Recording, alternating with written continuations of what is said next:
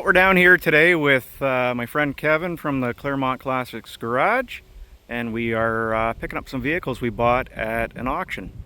So I'll show you what I'm getting. So I bought this little Jeep,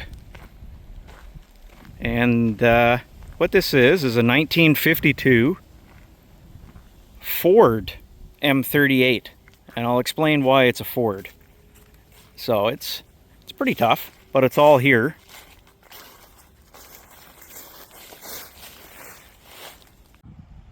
Alrighty, so after a little bit of work, we got the Jeep loaded and brought it over here to Kevin's place.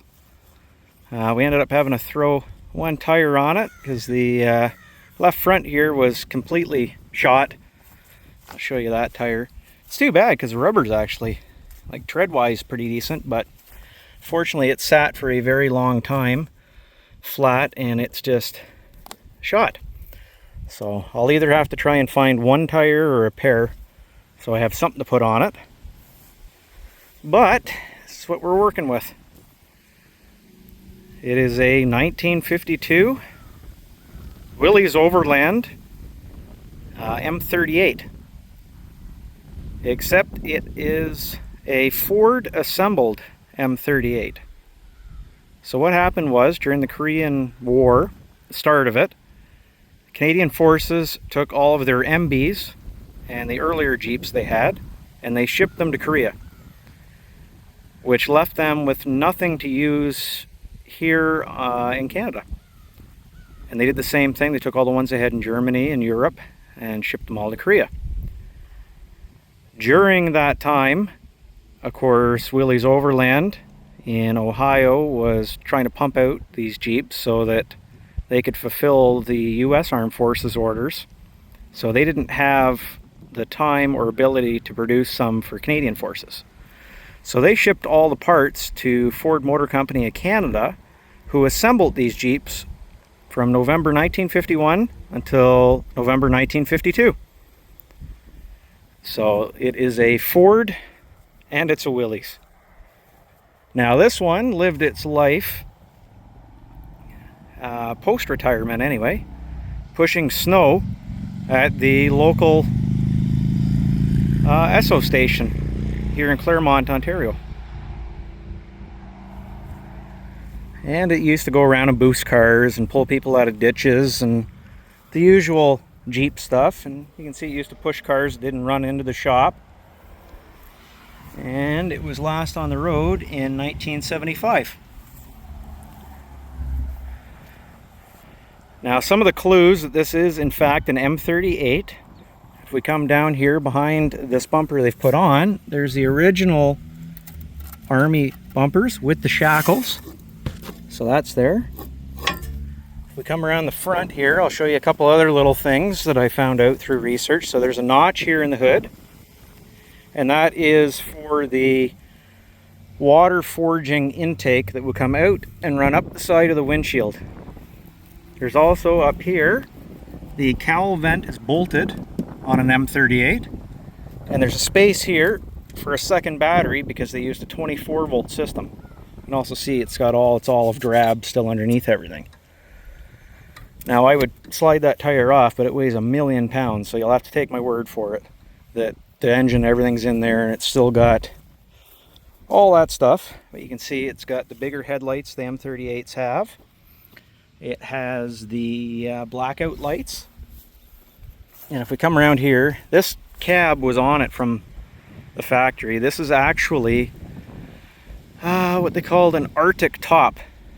So it and a heater that is in the back here is actually what that consisted of, because it gave you a defroster. So as you can see, it's got a plow pump here, and there's a hydraulic over there, and there's the battery box that's supposed to be under the hood inside here. The other seat's been moved to the back here. But if we come over here, you'll see, it's a Canadian Armed Forces truck because it has a convoy light switch. That's there. It also has its original blackout light switches here. So that's kind of cool. And it does not have a key. Instead, it just has an on and off switch.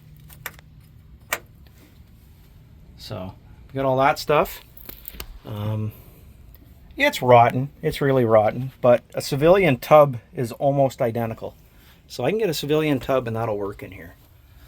There's all of its data plates, which I was showing you earlier, where it says that it was assembled by Ford Motor Company of Canada. So that's kind of cool. Let's see if I can zoom in on that for you. There you go.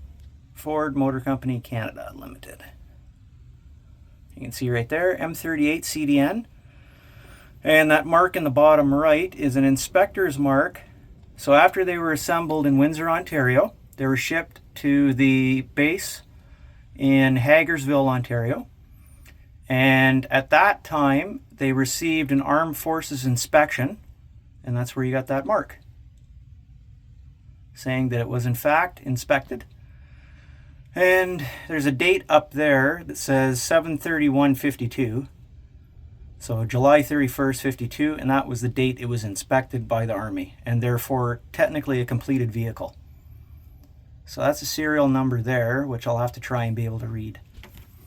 Anyway, let me unzoom this.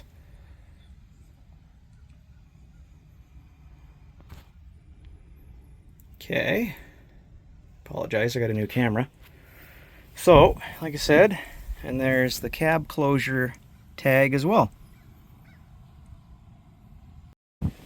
So my grand plan here is mostly just to get it running and driving, and how this all started is I was pricing ATVs and side-by-sides and realized how expensive they are for ones that are crap.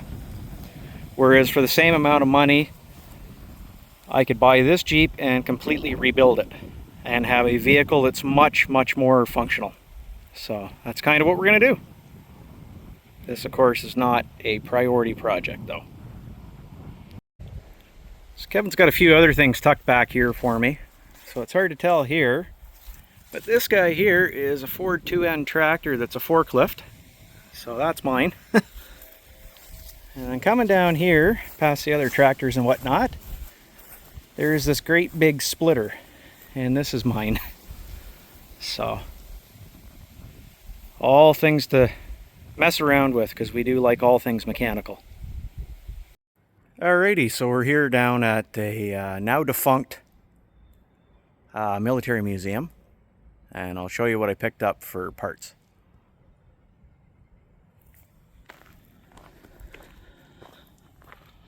Picked up another M38. Now it's pretty rough, but it has a lot of stuff we can use for ours. And the bigger thing is I got a Jeep PTO. You can see there's a few others here that are still available, actually. If anyone's interested, I can put you in contact.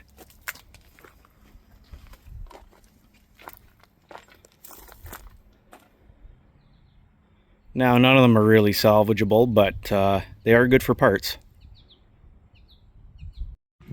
Okay, let's take a look at what we got here. So there's a decent grill, decent set of fenders, which is good because mine are gone. Parts of the tub are decent.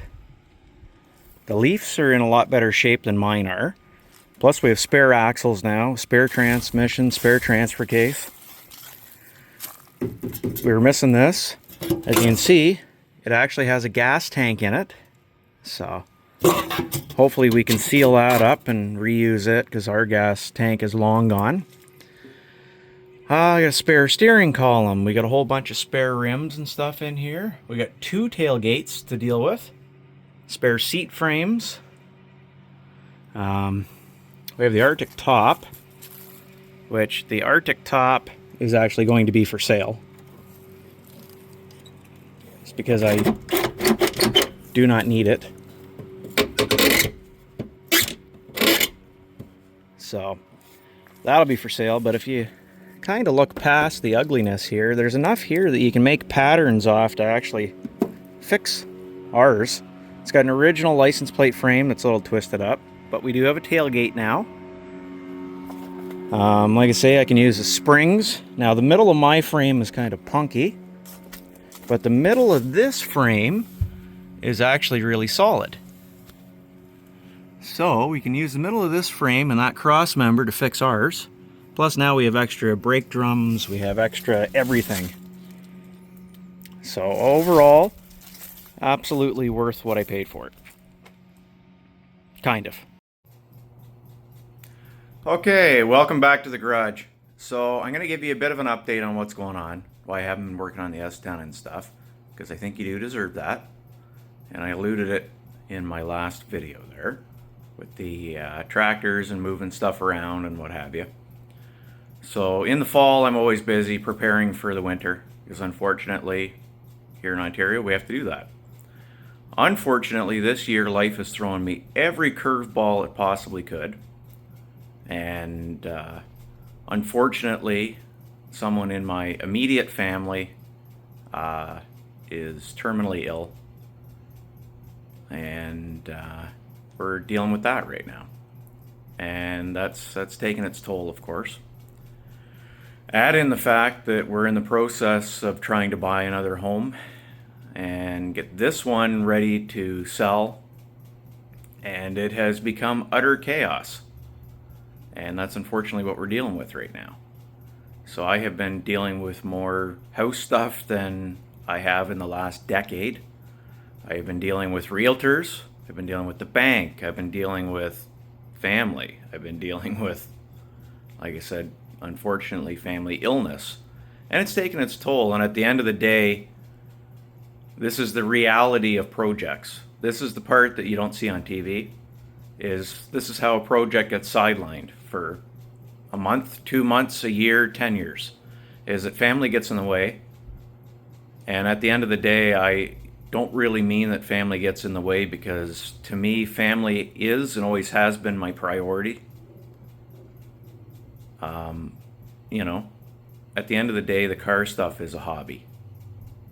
So hopefully that's something that everyone understands, and that I certainly don't want to not be working on things, but I have to prioritize things, and a hobby is not my priority over my family. So we will reconvene, and I will continue to pick away at things and produce as much content as I can until everything settles. And hopefully when it does settle, we'll be into a completely different shop that's hopefully a lot bigger and a lot better laid out. And I have a few surprises in terms of the S10. So it's essentially right where you last saw it. That is to say, I haven't really had a chance to do anything with it, right? But as soon as I do have an opportunity to get back to it, we'll be moving exponentially quicker. And in addition to that, it should turn out pretty good. So I wanted to at least let you know what's going on and give you an idea where we're at.